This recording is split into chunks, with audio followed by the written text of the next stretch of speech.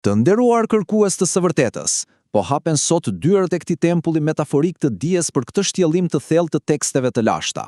Si një udhërrëfyes i vjetër që përgatit me zell nxënësin për rrugën e gjatë të urtësisë, detyra jon sot është të ndriçojmë një nga sekretet më të mëdha të ekzistencës.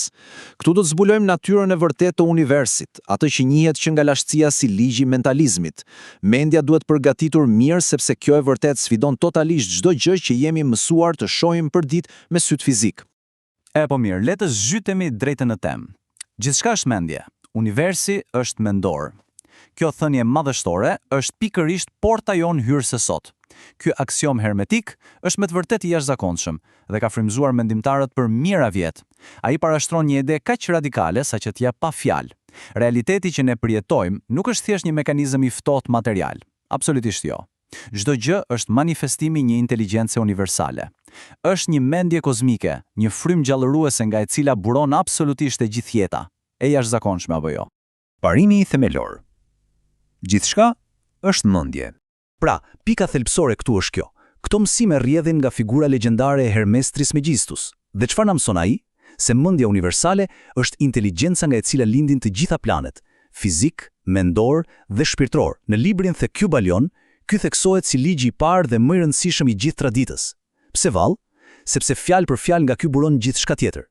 Nëse i gjithë universi është vetëm një mendim gjigant i kësaj mendje universale, atëherë çdo transformim i vërtet në jetë fillon fiks aty, në nivelin thelbësor dhe të padukshëm mendor. Universi si mendim i gjallë. Tani kalojmë në një tjetër dhomë të këtij tempulli, ku kuptohet vërtet fluiditeti i realitetit. Universi nuk është diçka e ngurtë dhe e vdekur. Ai u përgjigjet vazhdimisht vibrimeve mendore dhe energjetike. Bie në sy një kontrast i mpresht këtu. Nga njëra anë, kemi atë idenë e vjetruar se universi është thjesht një rastësi e vërb, por nga ana tjetër, universi si një projektim i vetëdijshëm, kjo nuk do të thotë që bota fizike është një iluzion i kotë. Përkundazi, do të thotë se bota fizike është thjesht pasoja e një shkaku shumë më të lartë. Dhe kjo e lartëson njeriu nga një spektator i pafuqishëm në një bashkëkrijues të vërtetë. Dhe kjo ilustron në mënyrë gjeniale metaforën e arkitektit. Le të imagjinojmë pak një ndërtesë të mrekullueshme. Para se të vihet qoftë edhe një tull fizike, e gjithë ndërtesa ekziston e plot si plan, si vizion brenda mendjes së arkitektit. Universi jen funksionon tamam kështu. Mendimet tona janë energji krijuese, emocionet japin frekuencën asaj energjie dhe vetdia formëson mënyrën se si ne e perceptojmë të gjithë këtë konstrukt gjigant përreth nesh. Fuqia krijuese e mendimet.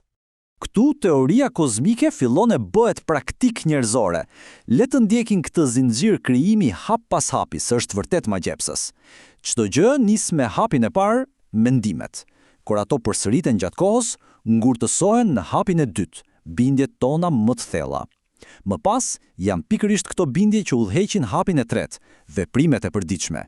Dhe natyrisht, zinxhiri mbyllet mrekullisht me hapin e katërt, realitetin e prekshëm. Është fjalë për fjalë rruga e pandalshme ku e padukshmja merr formë materiale.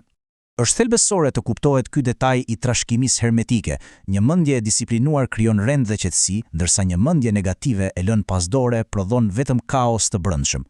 Kjo është arsyeja e vetme pse traditat e lashta iniciatike u jepnin një rëndësi kaq supreme këtyre praktikave. Meditimi i thellë, përqendrimi i paepur, vlefshmëria e heshtjes dhe vetkontrolli mendor.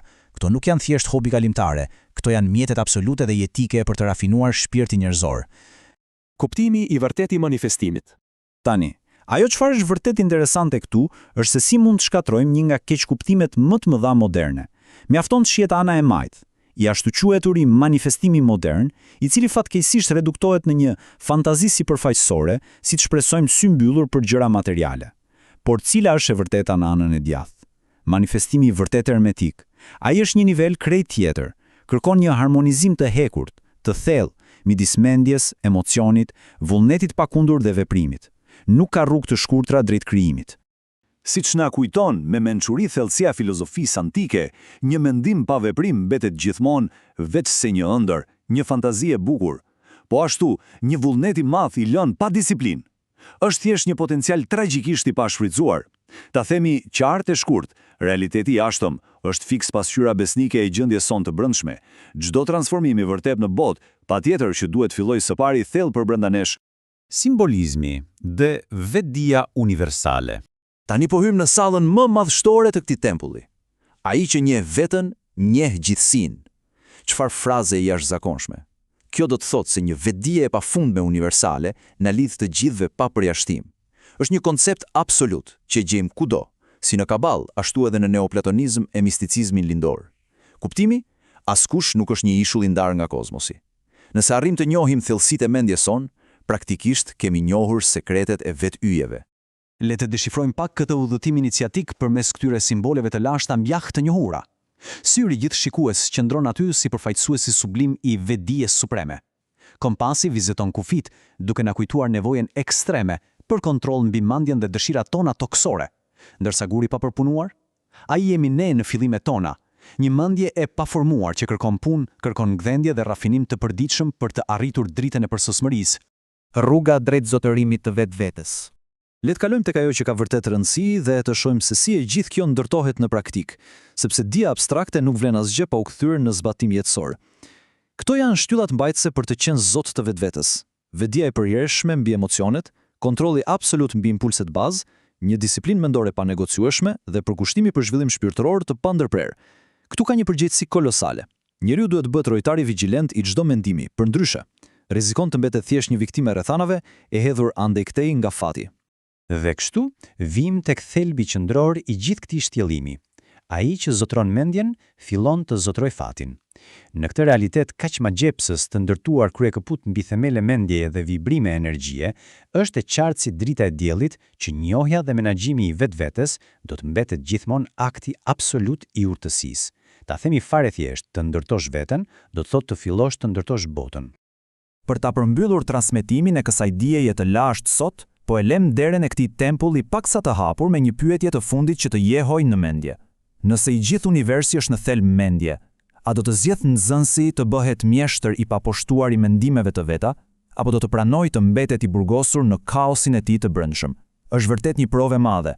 Le të shërbej ky mendim për të ndezur një uri të pashuar për të eksploruar akoma më tej misteret e panumërta të këtij universit mendor.